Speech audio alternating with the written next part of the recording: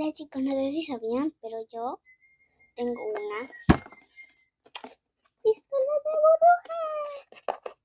Bueno, me la dieron el día del niño, pero todavía falta para el día del niño porque creo que fue el año pasado, no, el anteaño pasado, creo.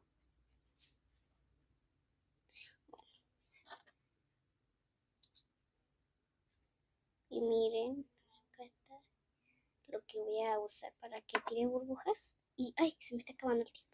Bueno, ignoren de que dije eso. Voy a poner cámara rápida para que vean.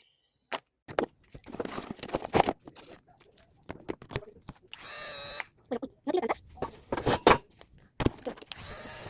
Bueno, para que esto tire burbujas necesitamos glicerina. Pero yo en este caso no tengo y voy a fregar, ¿no? ¡Ay! ¿Qué es eso? Me había una hormiga que parecía araña. Eso es lo que pasó.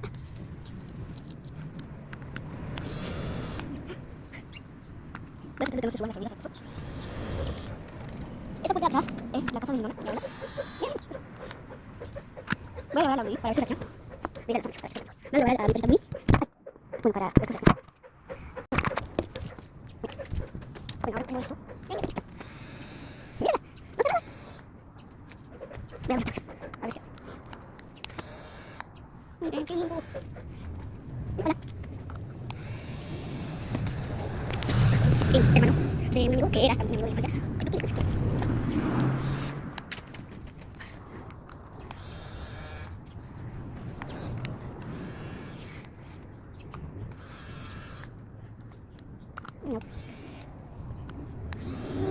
¡Ay!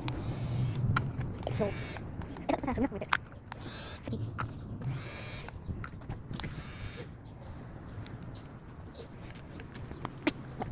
Una burbuja se fue arriba. ¡No, se fue en el techo!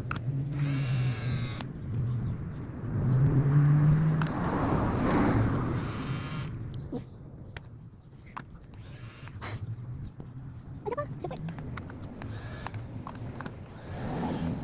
Chicos, se ha quedado una burbuja atrapada en la telaraña. Miren, miren, miren.